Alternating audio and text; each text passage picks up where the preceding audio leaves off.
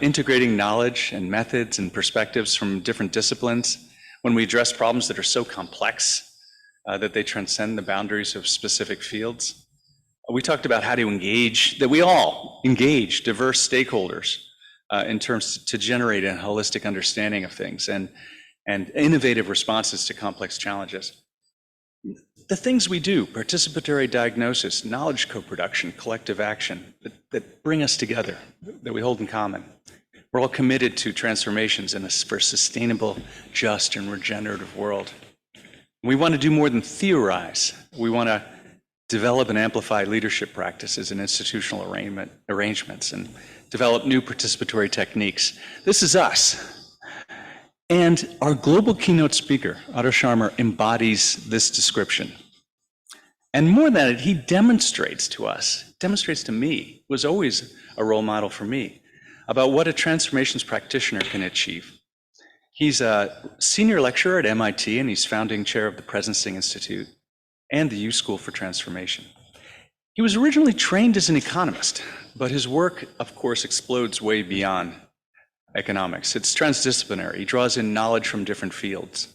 He synthesizes it from his unique perspective, and he generates novel, actionable insights that he's published in books that we're all familiar with, like Leading from the Emergent Future, which talks about these acupuncture points for transforming our economy, and his most recent book, The Essentials of Theory U, which summarizes the core principles and practices so many of us have been a part of.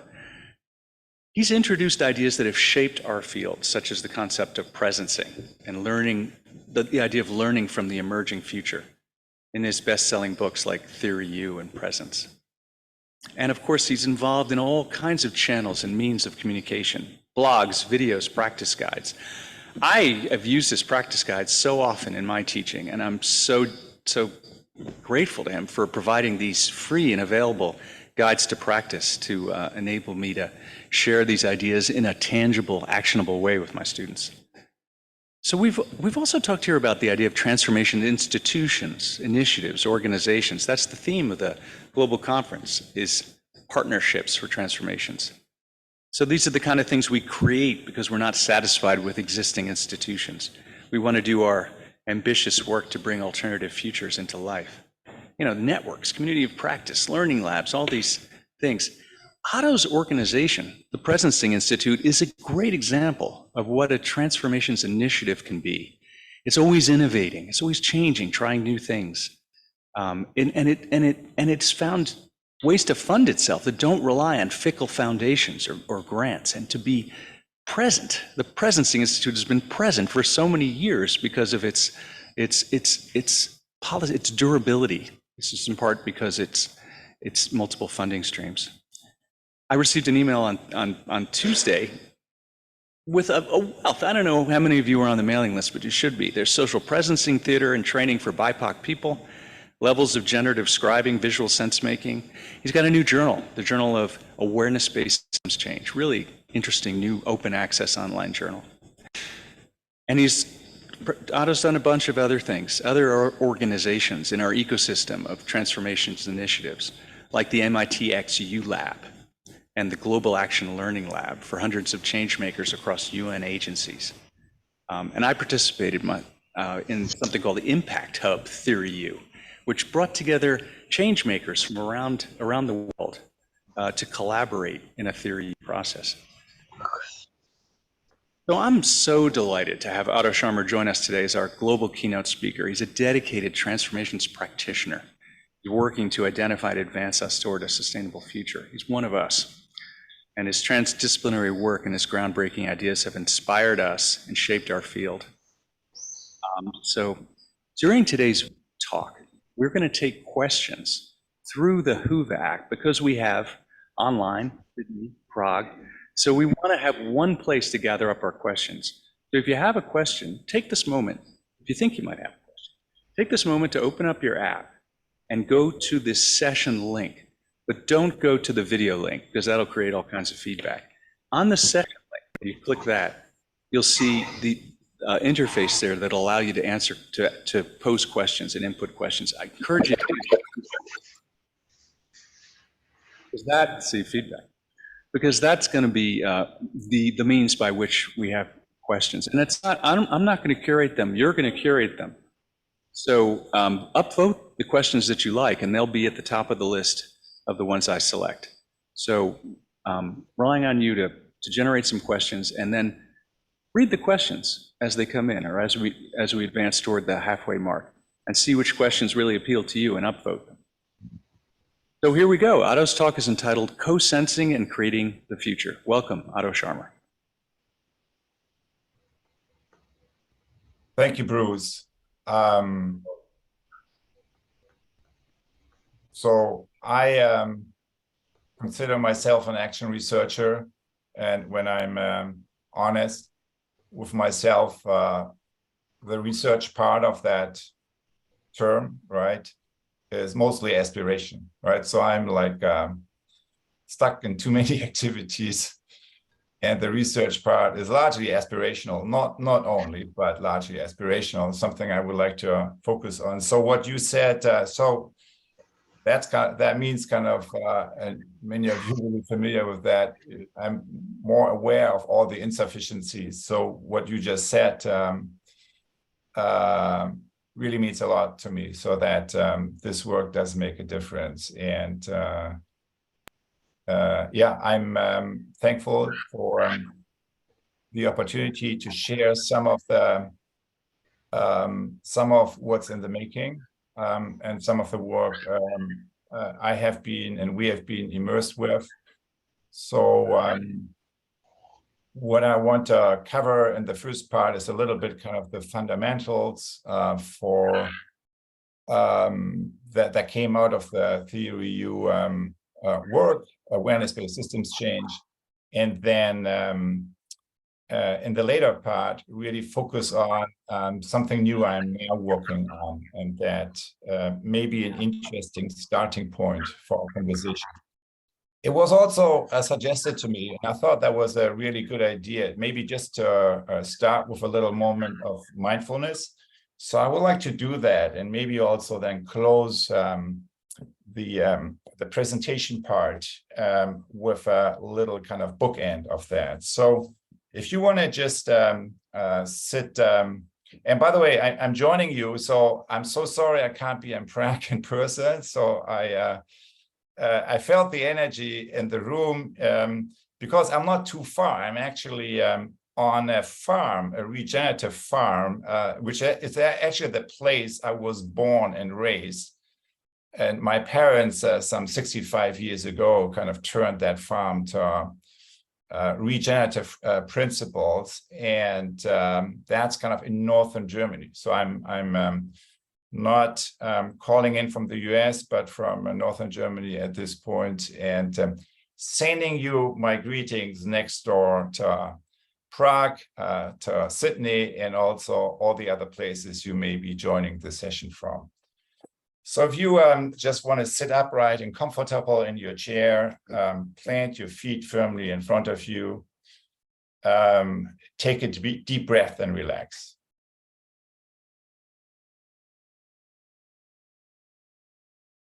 And focus your attention on the feeling and the breathing of your body.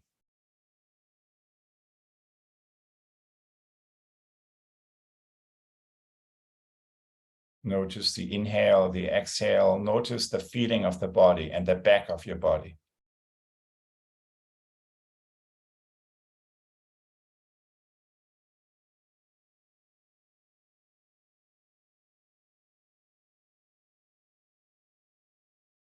And now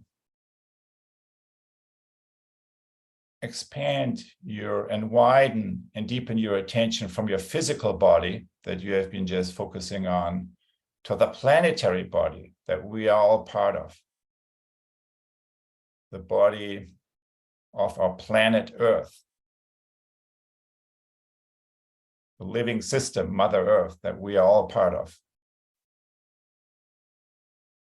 Focus on the feeling and the breathing of that big body.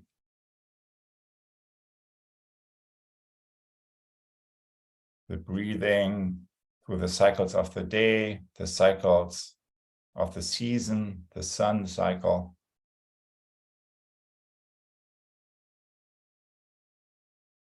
Feel the land that you are connected with and that is holding you in this moment.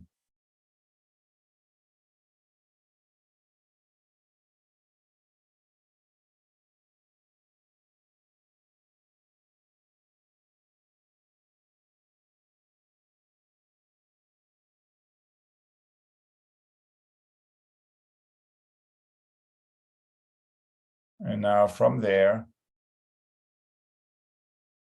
we have a small body, the physical body, the big body, the body of the planet, and the third body that we all share and collectively enact is the social body, by which I mean the sum total of the relationships that we connect, that we enact with each other and with our planet, with all the other living beings surrounding us. So focus your attention on the social body, the social fields that you and those around you and all of us on a planetary scale collectively enact. In Prague, in Sydney, and in all these other places. Focus on the feeling and the breathing of our social body, our collective social body.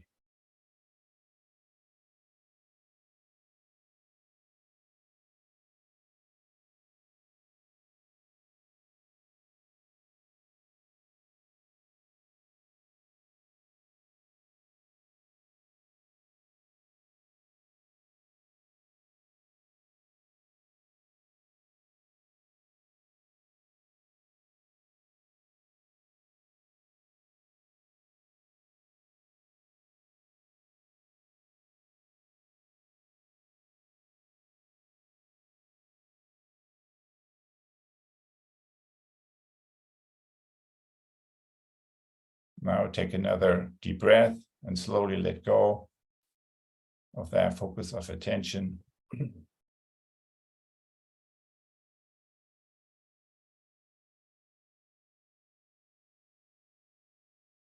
Thank you. So what I'm going to share is basically 3 ideas that I think matter, and maybe a particular twist on these ideas. And the first one is, and it's part of the title of this talk, is the future. And when I'm using the term future, future, if that term is used, particularly in academia, we usually refer to stuff that happens in another time, in another place, enacted by other people. And when I'm using the term future, I'm using it as something very, very personal, very, very intimate. So, and what the future is, and that's really what I learned with in interviews with social innovators, with entrepreneurs, with innovators, the people who created new people in all kinds of social fields. And what I learned in listening and working with some of those is that there is this deeper dimension, and that what the future really is something. It's something that's part of your experience, and yet that isn't you. It's something that is looking at you, because it's just a possibility, but that possibility depends on you in order to manifest. So that's what I mean with future. When I use the term future, what I really mean is a possibility, a future possibility that is looking at you because it depends on you in order to manifest. And I have found that like personalization of the idea of the future very helpful also for young people, because that whole collective condition of depression that is so much amplified these days, at the core of that is to not be aware of that. So it's kind of at the core of that is the feeling, whatever I do doesn't matter anyway to any whom. So attending to that deeper level of our experience, I believe, is an important leverage point.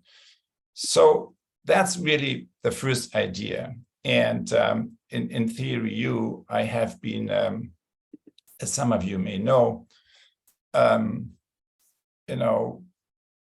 framing that for many years in terms of really disruption. What does it mean to lean and learn in the face of disruption?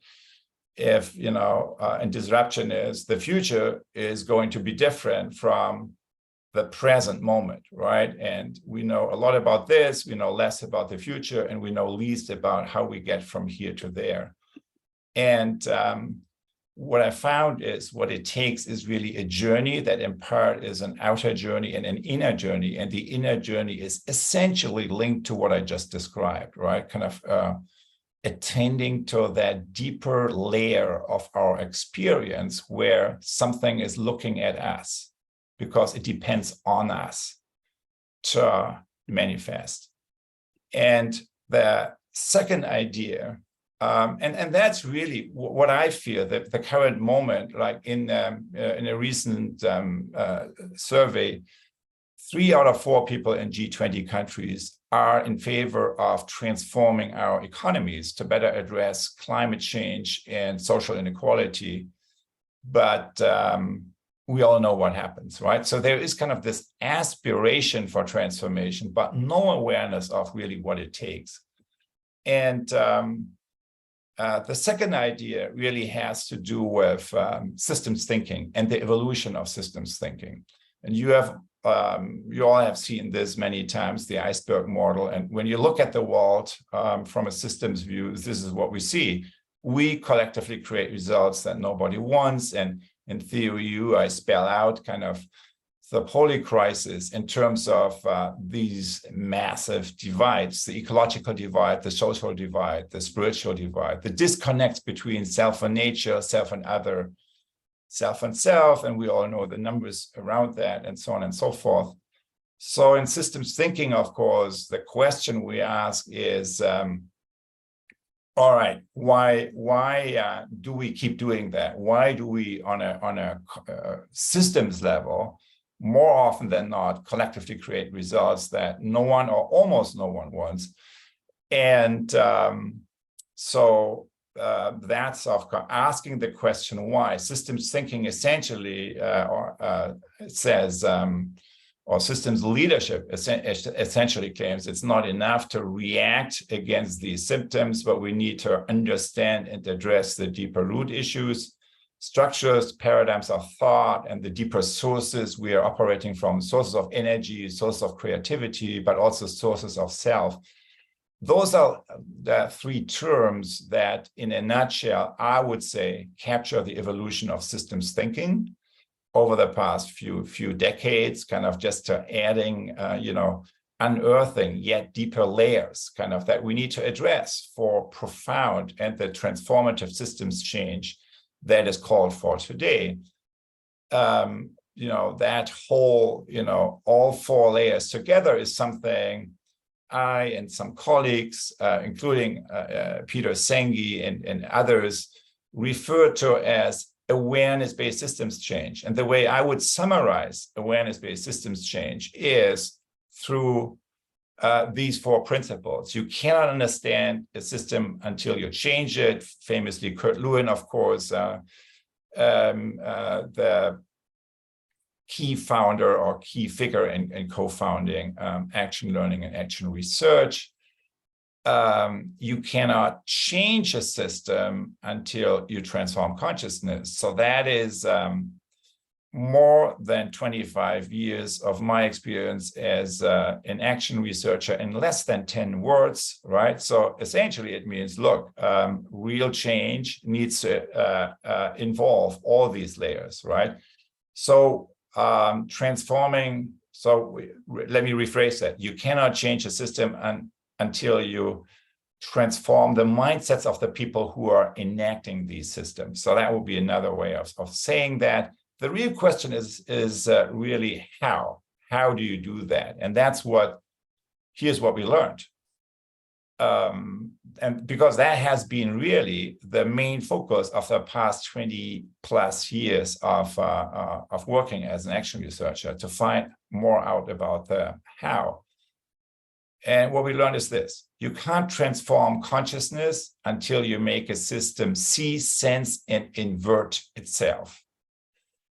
All right, see itself is easy, right? So that's like classical systems thinking, right? Look into the mirror. You need to, map this thing. You need to understand where it's broken, the bottlenecks, and so on and so forth. You look at this.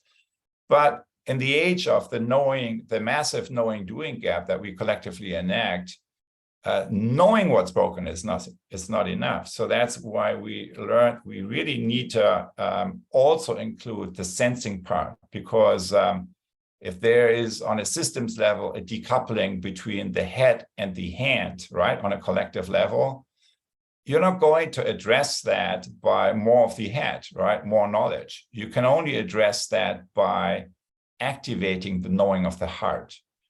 So that's the intuition here. What is the knowing of the heart? It's really activating, or you could say rehabilitating, all the senses, right? All the different ways of knowing, particularly embodied ways of knowing. That's kind of where we in particular experiment with social art practices, some of which you were referring to, Bruce, in your introductory remark, which I think are one of the great, including the ones kind of we co-pioneered at the Pressing Institute, are one of the great resources really of upgrading our learning environments in higher ed, but also everywhere, at these transformational change environments we live in today. So that's the sensing part. And what is this? Inversion. Inversion is really the inner and the outer. It's kind of like realizing that the key leverage for changing stuff outside myself is by shifting the inner place from that I operate. And kind of that's, you could say that's kind of the level of consciousness, right? That at the end of the day, what is this model here, the 4 levels? It's basically awareness-based systems change, or, right, so awareness could be the deepest layer there, or consciousness-based systems change. So that's the inversion, and it has to do with those aspects where you have agency on always, and how to cultivate this interior dimension is, of course, something that brings many of us together here, I'm sure. The last one, you can't lead systems transformation until you sense and presence the future as it emerges. So that's the sensing and presencing is really this personal dimension that I started with. So that's really, it's something that's always there, but it's unattended to. And if it's unattended to, it goes nowhere. So it's kind of where really, that's why presencing and theory U at the end of the day, what is that? It's an attention-based view. So the key is we really need to shift consciousness. The way you shift consciousness is to pay attention to your attention. And that allows us, right, to drop the level of knowing from here kind of to these deeper levels that I indicated before. All right, so the success of an intervention depends on the interior condition of the intervener. Bill O'Brien, one of my early interviewees kind of articulated that success so succinctly. So today I would frame this inner place, right, in terms of these capacities: open mind, open heart, open will. An open mind really is the capacity to see with fresh eyes. Open heart is to sense a situation through the eyes of others. And then open will is really the capacity to let go and let come. That's the deeper field of leadership, I would say, and learning today. But what we have seen, of course, the last few years is a huge amplification of the opposite, right? So it's not opening the mind, heart, will, but a freeze reaction of the mind, heart, will. And I don't need to go through all the details here and all the example, like the climate denial industry and so on and so forth. But let me just get to the point. So when we face challenges, right, of disruption, and that's pretty much the only thing we can be certain about in terms of the future, then we can respond to these. We have a choice. We can respond to these challenges by turning away and closing down, or by turning toward and opening up. And when we turn away and close down, we activate one kind of mechanism that by now we all know very well, while when we turn toward and open up, we activate another kind of mechanism that by now we also know very well. If you now step back and say, okay, so what really is the difference between those two social fields? I would say it's the first one, the field of absencing, is really based on an architecture of separation that is, enacting patterns of destruction, while the second field is essentially based on architectures of connection that enact patterns of co-creation. But what's the independent variable? So what does it depend on, whether a situation is moving into the first or the second pattern? And I would say the most important independent variables is awareness or consciousness. And I want to introduce a distinction here between ecosystem awareness and ecosystem awareness. And what I mean with ecosystem awareness is an awareness that originates from inside the boundary of its own system, okay? That's really what all this stuff here is. And what I mean with ecosystem awareness is an awareness that originates from outside the boundary of its own system. How? By opening the mind, opening the heart, right? Looking at and opening the will. That's really, I would say, at the end of the day, what is the main difference. So the main difference is this: whether I look at the wall and I'm looking at the system through this point of view, I'm here, the stuff out there, right? All the things around me, I can kind of identify them and study them and so on and so forth, or whether I look at the system from this point of view, which is really looking at yourself through the views of others, through the views of for the viewpoint of the whole, maybe even, but definitely through the viewpoint of a perspective that is not you. How do we call that? We call that reflection, we call that mindfulness, we call that on a collective level dialogue, right? As the capacity of a system to see itself. So that's really kind of the deeper cultivation work, kind of providing methods and tools that help us on all levels of systems to move from this view to this view, and thereby shift the quality of conversation and of collaboration with each other. So I started with that question, and what I basically said is, look, what it takes is a journey, and the heart of that journey is really cultivating these capacities. Let me close now with wrapping up the third idea, which is really about social fields. And what is a social field? Social field is essentially, if you want a shorthand, right? It's a system that is seen not only from outside, but also from its own interiority. So I could also say it's a system with a soul. And I want to use the metaphor. So I'm kind of talking to you from this farm here. That's where I grew up, right? And that's kind of what you know, a lot of conversations. It's kind of the social field. What is the social field? It's kind of, there's on the upper half is what we see above the ground, and then there is the soil, right? Indicated at the lower half. So if we look at the global social field, what do we see? We see all these different sectors. And what I find interesting is that if you look at the evolution of the sectors, we see a lot of similarities. So there is kind of one level of systems.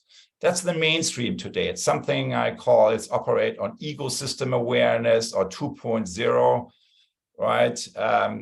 Teaching for testing, evidence-based medicine, and so on and so forth. Across all the different sectors. Now, what have been the innovators doing over the past 40, 50 years, right? Moving us to something I call 3.0 in theory or stakeholder awareness. It's not just my silo view. Now I need to deal with the most important direct stakeholders. We shift the perspective from a system-centric more to a user-centric view, student-centric learning, patient-centric, journeys, kind of how we reorganize the healthcare system and so on and so forth. I don't go through all of them here. But what we currently see is yet another shift for something that can be called, that is moving us from an extractive to a more regenerative view, or from an ecosystem awareness more to ecosystem awareness, something I'll call 4.0 that you see kind of with approaches to whole person, whole systems learning, focusing on the sources of health rather than the symptoms of sickness and so on and so forth. So yet, so the mainstream is the outer circle, right? The innovators are in the middle circle, but the radical innovators, kind of, which is, you know, more and more are realizing that we really need to do in our planetary crisis something a lot more radical. That's kind of this inner space and this inner circle here. All these boundaries collapse between these sectors, which is not the case in the 2.0 and 3.0. So how do we cultivate the soil for these shifts towards 4.0? And I think, how do we create the holding spaces there? And I think what we need to do is, one, deepen the quality of listening, right? From just open-mindedness really kind of to generative listening, as I have described in theory. Two, transforming the quality of conversation from debate to dialogue, and from dialogue to collective creativity. So that's kind of more on the face-to-face interpersonal. But what does it mean to shift consciousness from ego to eco on a collective, the more system level, right? Dealing with governance and so on a society level. I think it means to move, to upgrade our civic engagements from advocacy, basically pointing out what's not working, to multi-stakeholder processes, to, you know, new ways of civic engagement. I just say that, you know, call that here to Town Hall 4.0, that where we really reimagine and reshape kind of the way how we want to work and live together going forward. And then, of course, to support all that, we need resources, move from, you know, particularly in philanthropy, but also beyond that, move from just outcome metrics to essentially kind of resources that focus on and support change makers that really want to transform kind of the whole system here in the center of that. So what I'm basically saying is, if you look, and you know, this is mostly empty here. So the question is, how can we actually activate, and what is the role of higher ed in activating this space that 3 out of 4 people, I believe, today are feeling is possible, and yet that isn't quite manifesting as of yet. That's a collective possibility of the future that's looking at us And that depends on us to manifest, but where we need to step up together to do something like that.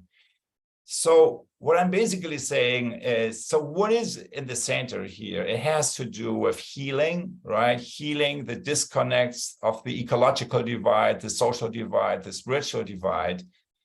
It has to do with regeneration. And it also has to do with co-sensing and co-creating, right? And that's so presencing is basically a placeholder for that collective capacity to co-sense, not just inside these sectors, but really this is all moving into one space where we reimagine and regenerate the way we live and work together.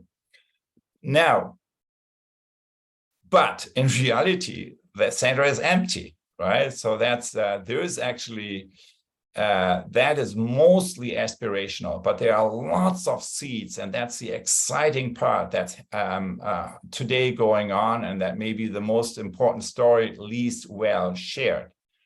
So let me wrap up this last idea, the social field. So what I'm basically saying is that if we look at the evolution of social systems in society today from the viewpoint of an evolving human consciousness, what we see is a shift from systems organized around ecosystem awareness and extraction to stakeholder awareness and multi-stakeholder processes, really, of making it work for those who are the most significant and the most powerful, to number 4.0 ecosystem awareness that includes stakeholders that can't organize, like planet Earth, like future generations, like the ones that are most marginalized in current system, and really focus on healing, regeneration, and co-sensing and reimagining the future that we want to address, that we want to embody together. So in closing, what I essentially said is, look, if we want to do all these things here, SDGs and planetary healing, civilization and regeneration, the only way we'll be able to do this is by shifting social fields. And I gave you two examples, absensing and presencing. Of course, there are more, right? There are at least four, but I just gave you the gist of that, essentially from toxic to co-creative. And the only way how we can do this, I think that's what we have been learning from 70 plus years of change management, is by creating transformational learning infrastructures, support structures, essentially, that democratize the access to the methods, tools, and spaces, and that build collective capacity for upgrading our operating systems from ego to eco, or from 2.0 to 4.0. And that's what in the Presencing Institute, we are currently prototyping, right, on a small, yet sometimes not that small, way as seeds that can be replicated. So that's certainly something that is where we hope that, with you, Bruce, and with everyone else who wants to join in this collective prototyping effort, where that can function as a platform of connection there. And so I want to close now with the little meditation moment that we started, the bookend of that, and just invite you to, again, sit upright and comfortable, take a deep breath, and contemplate the regeneration of our planet, how it shows up in your own experience. Because where is the emerging future? It's in our hearts, it's in our relationships to each other, to the planet, and it's in that part of our experience that is looking at us because it depends on us. Those are the seeds. So where in your current life and work experience are you and am I still part of the old way of operating? Part of that is when you do systems change, kind of we engage with these systems, right? Trying to help them. But how much of your work is of your attention and energy is focused on that? How much is focused on that? And where are the small seeds, the pockets? How much of your attention energy is focused on this? And the holding spaces to strengthen this inner place of regeneration, of healing, and of rebirthing.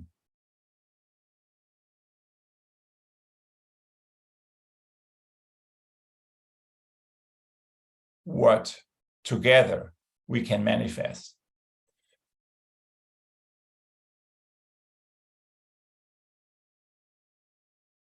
Let's just rest a moment on that question. How much of my life experience right now,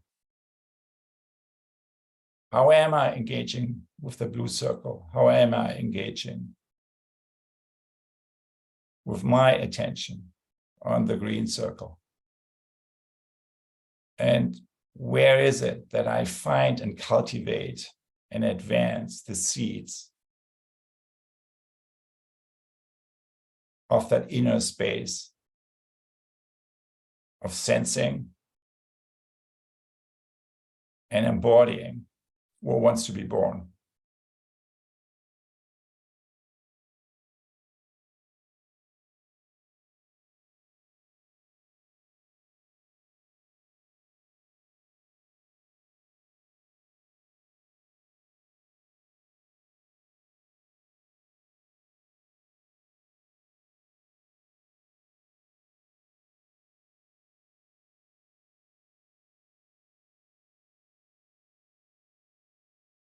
Thank you.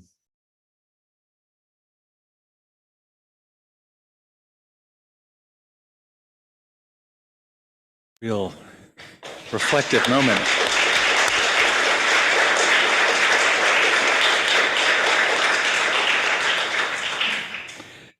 Yeah, I can feel that sense of expectancy in the room. That I feel it in myself. And out of that question, that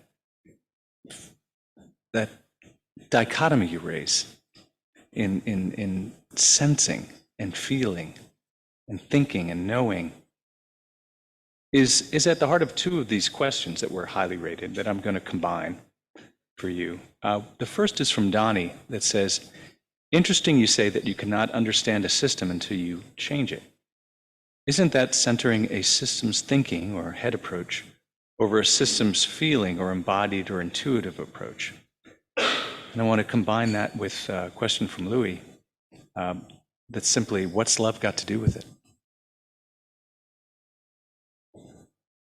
No, that's definitely true. I think so. That's you can't understand a system unless you change it. That's of course a reference to Kurt Lewin. That was the reason why I went to the US because I wanted to learn. I could talk about everything, but I wasn't really useful for the change makers in the field. So I wanted to learn how to be more helpful, more humble in a way, but definitely more helpful. And that's the reference point. So it's a nod to Kurt Lewin, and I think that was my next point. Yes, the sensing, the feeling, the opening of the heart, right, is the real gateway to healing and to regeneration and to anything that has to do with the future, right? The future shows up first in our heart. So what has love got to do with it? Everything, right? It is about the opening of the heart. I do think, though, that also emphasizing the hand and the mind right? The understanding and the changing and doing, that's important too, because you can get stuck in the heart as well. So that's maybe not everyone would agree with that, but let me just put that out there. So because I think so, I'm not.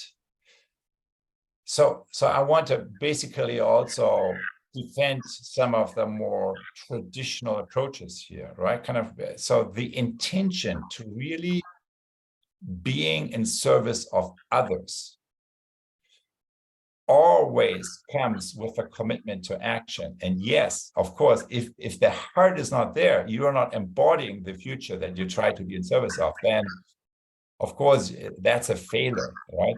But is that so how is it that what is the deeper intention? I guess that's what I'm asking, right? What is the deeper intention where that the opening of the heart is a vehicle for? I think that's a very important question. And that's why the first sentence also has its own legitimacy beyond what I said in my first remark, which is, yes, it's a historical reference. So both of that is true. But I couldn't agree more. I mean, everything. So when you say, so the planetary picture I shared in the end, which is work in progress, obviously. But what is the gateway? So what is the biggest threshold, the biggest challenge, whether or not you enter that space?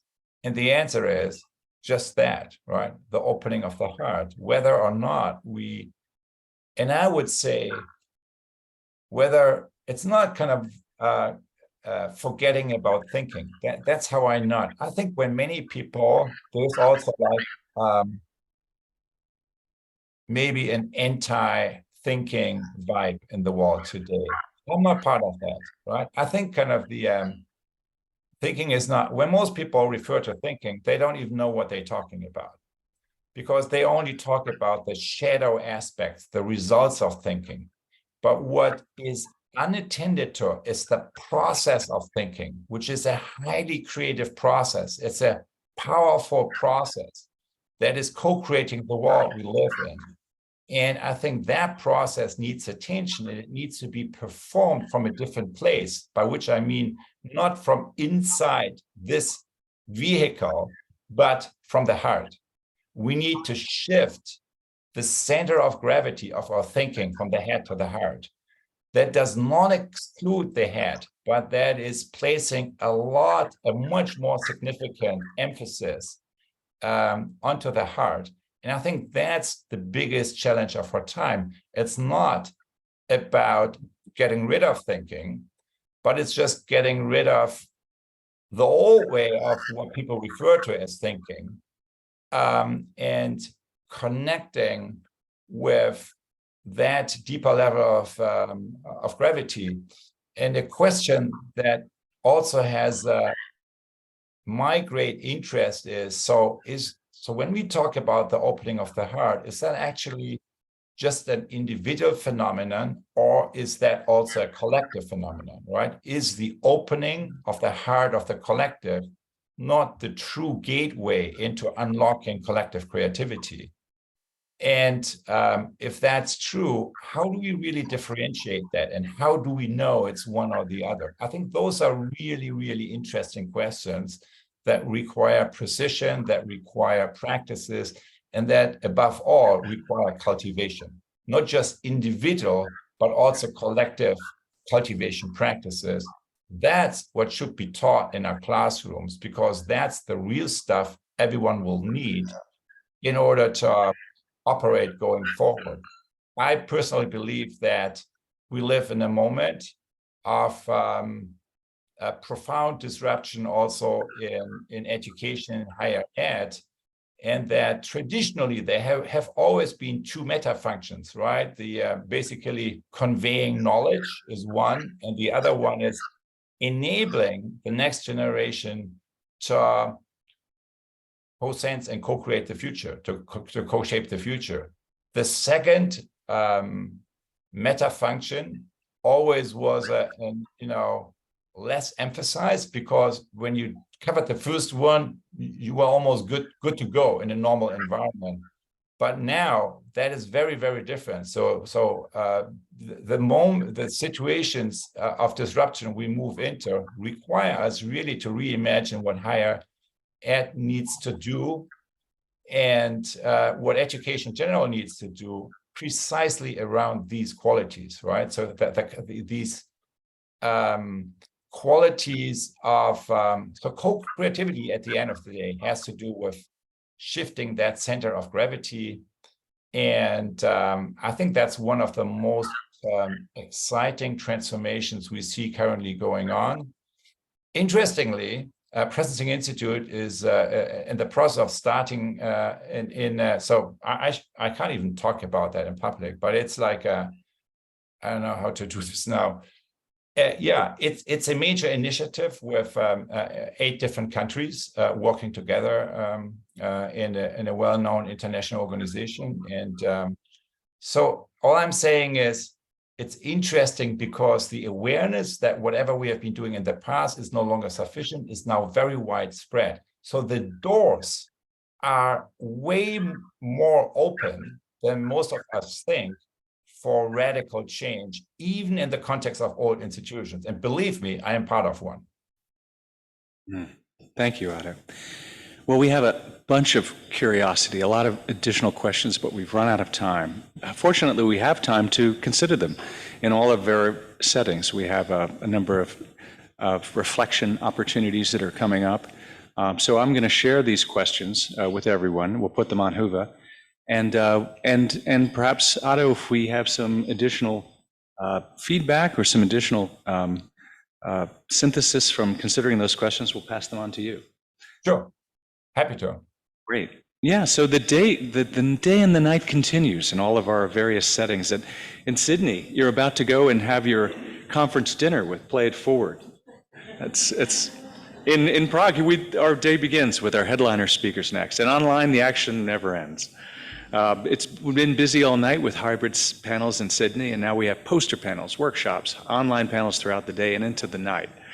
Unfortunately, all this is archived online, so when we get back home, instead of booting up the next Netflix serial, we can watch these sessions we haven't been able to see. Tomorrow is our last day. Susie Moser is delivering a final keynote talk that will be in Prague anyway at 5:30, I believe, and we'll make it available in all our various settings. She's been giving our final keynote since the beginning. It's great to have her back. And I just want to encourage everyone to engage with our sense makers, our catalysts, our synthesizers. We've got folks who are sensing and presencing in our community right now to see what's emerging. And then the idea is that we're going to see what crystallizes in us and what we want to go out and prototype as a community, the things we want to take forward in addition to these great biennial conferences. And we want to encourage everyone to consider partnering with us if you want to offer conferences and workshops in the future. So we're going to be offering an invitation to be in dialogue with us about those possibilities as well. So on behalf of the Transformations community, on behalf of Julia Leventon from Czech Globe and Chris Reedy from Institute for Sustainable Futures, as well as Glenn Page at Cobalt, the Collaborative for Bioregional Action Learning and Action Learning, that's going to be offering our workshop next week in Maine. Please join me in thanking Otto Scharmer for his amazing talk.